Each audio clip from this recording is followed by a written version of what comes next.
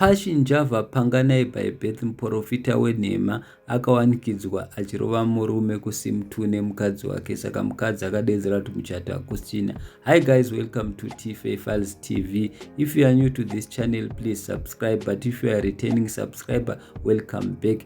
Guys, bear in mind kuti nyaya iyi tainzwa naQueen Delicious. This is a disclaimer. It's a disclaimer. Nyaya iri kubva kune homwe yenyika. Munongoziva mega Queen Delicious homwe yenyika. Havapotsi vakataura vataura vanenge vatodzinzwa nyaya dzacho kwadziri kubva nekwadziri kuenda. Isusu netu tichazodzifambira, asi Queen Delicious vari kuti Pashinjavha Panganai muprofita wedu wenhema akawanikidzwa achirova murume kusim2 nemukadzi wake. Mukadzi wake akatobva atsika bva adedzera kuti muchato ngaupere, akatora zvinhu zvake akarova pasi. Saka kunyarara kwakaita Panganai hanzi zvinhu hazvisi kufamba zvakanaka kunze kwenyika uko. Mukadzi akatotiza akati aiwa ndichadi kugara newe uri kudla vanhu kusim2.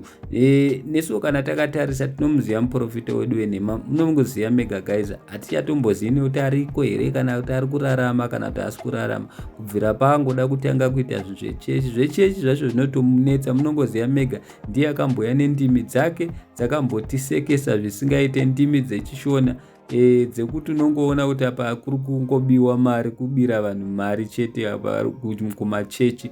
Saka iye muprofita wedu angoti zizi, saka inogona kunge iri comeback yake yoda kudzoka iyi.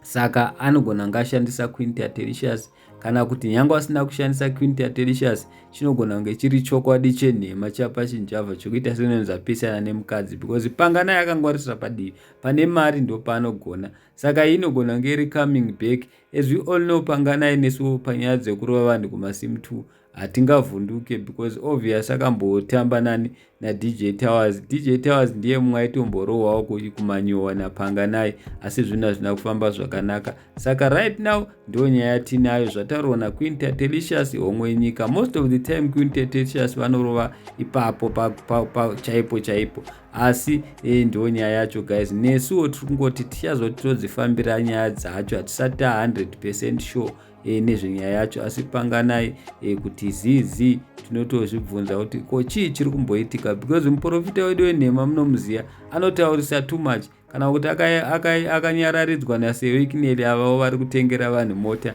nemari dzedu dzemataxi, you'll never know, because Panganai kaidedzera kuti ane mari yakawandisa.